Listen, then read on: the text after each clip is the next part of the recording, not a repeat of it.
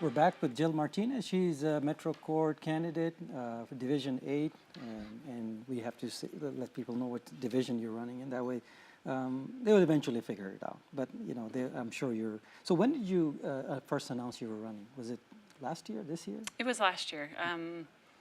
I believe it was sometime in the fall. I didn't quite have this big. And it was not a sudden decision. I'm sure you thought about it. No, I had to talk with my my husband, my family. I mean, this isn't a one-man show. When you run, you rely on family and friends, and I have you know, a small child, and so when you decide to take this on, you sit down and you talk with loved ones and people you respect, their opinions. And they're supportive, I'm sure. I'm sure of your course. husband's very Yes. supportive, yeah. Oh, yes. It's a huge county, so you got a lot of work there. And every one I have spoken to, they say, oh, it's a lot of work. You don't realize how much work goes into it till you get in there. Right. And it's not as big as statewide, but still, it's a huge county. I'm sure you'll agree with me on that. Oh, yes, absolutely. I was lucky that I have several friends who have done this before me. So I got to see what they went through. Not to the degree that I'm actually experiencing it now, but it wasn't new. I knew what was coming just from watching them do it. So you spoke to a lot of other individuals that ran for judges? Yes, they're current judges, both Metro and District Court, and got kind of their tips, inside tips, what to do, what not to do, what to expect. So they didn't discourage you from running. They said, no, go ahead and do it, because it's a lot of work. Oh, it is. I think it's a lot of work. So how are you finding it so far? You feel like you're doing pretty well? I do. I've had a great response. I've had people that I barely know and that have just come right out and said, how can I help you? What can I do? And it's using different people's talents. Everyone has their God-given talents, and to tap into those, and that they are willing to donate those to me and let me use them is essentially amazing to me. The personal connections. You know, in the DA's office, you dealt with a lot of DWIs and things like that, right? Absolutely. Do you see that on a rise? Do you see it's declining now? I mean, in our county, do you think the cases have gone up or down, or are we doing better as far as like the aspects of educating people not to drink and driving and all that? I don't see that the numbers are going down. Maybe I would say that the caseload, the intakes are somewhat cyclical, or they go up, they go down. But I don't think that there's a real we had a huge downturn. Problem here a few years back. We had a huge problem here. A lot of, and I'm sure being in the DA's office, you're probably seeing a lot of people there. I'm sure you're going through a lot of people. Mm-hmm.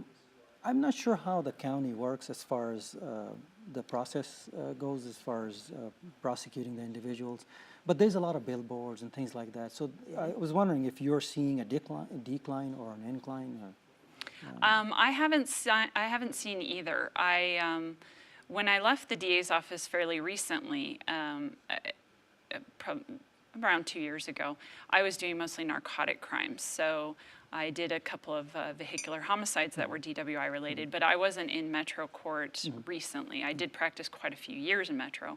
Now on the defense side, I haven't seen a real downturn in the numbers, but if it has been, I would say that it's minute, unfortunately. Yeah, because we went into this education process of educating people with all the billboards and everything. Mm-hmm. We had a huge problem here for a long time, and I think most people are wondering what was going on and why are we declining in that state, because the whole state gets a bad name for that. I agree. I think we need to, and I'm sure as you're in there as a judge, you'll see a lot of these cases.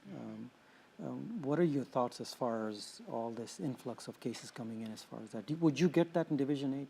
Or? Every division would get that.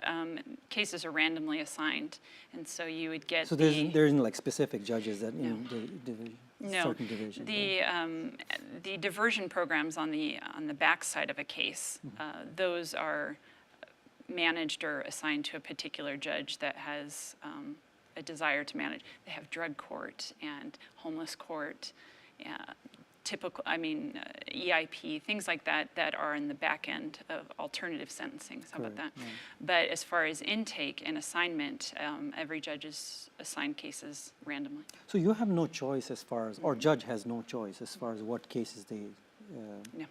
So they're assigned basically to. You're assigned everything in Metro. Traffic cases, criminal damage to property, kind of petty crime, property crimes, shopliftings, but domestic violence and DWI make up the bulk of your cases.